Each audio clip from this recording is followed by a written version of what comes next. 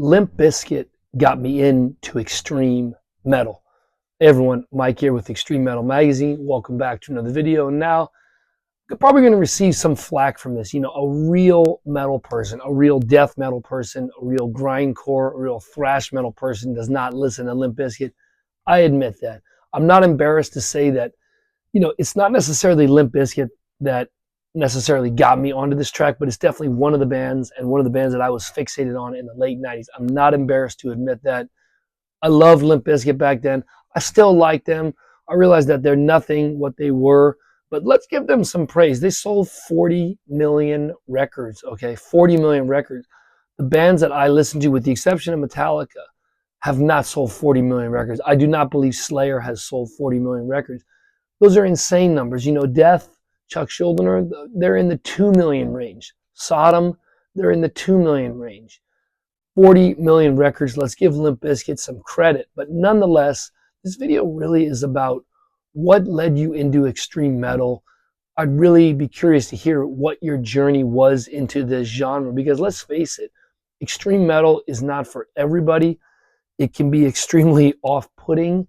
It's an acquired taste, okay? This is not something that you just listen to tomorrow. There's an evolution to it, and if you're watching, really love to hear from you down in that comment section down below.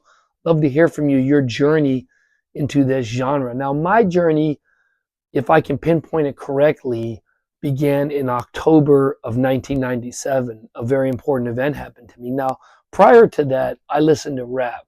I'm from the San Francisco Bay Area, the Yay area. I grew up listening to rap. When I was 10, 11, Dr. Dre, Snoop Dogg, those are huge to me. Master P, all of them. All the San Francisco Bay Area rappers, Too Short, all of them.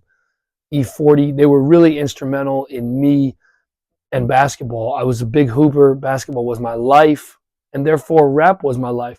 And in about the fall of 97, about October, November, somewhere around then, I got cut from my sophomore basketball team. Now, this was a monumental event in my life. Getting cut from the team was huge.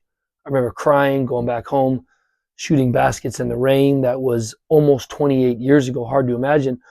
But when that day happened, in 1998, I listened to a little bit of rap in 98, but once 99 hit, I was fixated on Limp Bizkit, and I started to get into more like Korn, Linkin Park, rap metal. Probably the rap metal began first. Then Metallica came, then death metal, thrash metal, just all of it, but when I really think about what started me off, probably was Limp Bizkit. Limp Bizkit got me into the heavier side of music. And I know there are true metal people that are going to say Limp Bizkit's not metal. There's definitely aspects of Limp Bizkit that are metal. Some of their songs are very aggressive. You listen to $3 Bill, y'all, Pollution. I'll probably say Pollution from Limp Bizkit is my favorite song. Extremely raw, extremely aggressive. There are definitely metal parts. Now, there are obviously rap parts as well. And I think what they did is they merged the two together and just did it brilliantly. But nonetheless, this video really is about talking about what is your journey into extreme metal. I'd love for you to chime in down in the comment section down below and let me know what got you into this genre. Doesn't matter what you listen to. You can listen to black metal, thrash metal, grindcore, whatever. It doesn't matter what form of metal you listen to. Metal is metal. I know there's 1,000 different genres, but I really want to hear what led you to this genre. How did you get into it? Were you introduced by an older brother? What was the seed? What was the spark that got you into it? And again, it's not just Limp Bizkit. There were other bands. There were just so many bands that I cannot even name that all kind of just formed the basis of me looking into what else was out there. Again, this is the late 90s, early 2000s. Rap metal was kind of big.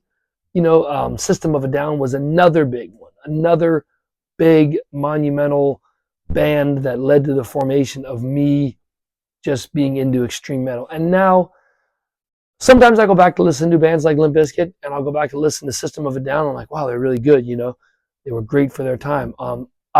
System of a Down is fantastic, by the way. Just a fantastic band. I think they have aged well. I think their music has aged well. I do not think Limp Bizkit's music has aged well. It's It's almost like it's trapped in the 90s, backwards baseball cap, can of spray paint, and a skateboard. It's almost like a punk skater guy. And those people grew up. So I think that's why the music has not aged very well. That's why you see Limp Bizkit out today. They'll have their Loserville tour. They don't take themselves very seriously.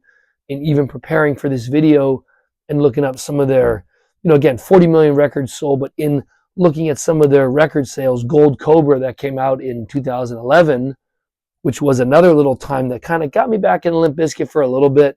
Again, 2011, 2012, I got back into Bizkit for a little bit. They only sold 60,000 records. So again, that's more than I've sold. I'm a writer. I'm an author. I write these prehistoric thriller novels. I'd love to sell 60,000. I've sold about 30,000 books.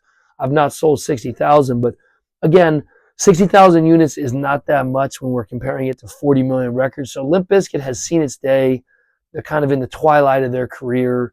They're still doing it. I respect them. But again, this video really is about getting at the nuts and bolts of what got you into this genre, what sparked it, and just what led you to arrive here in this moment on this video.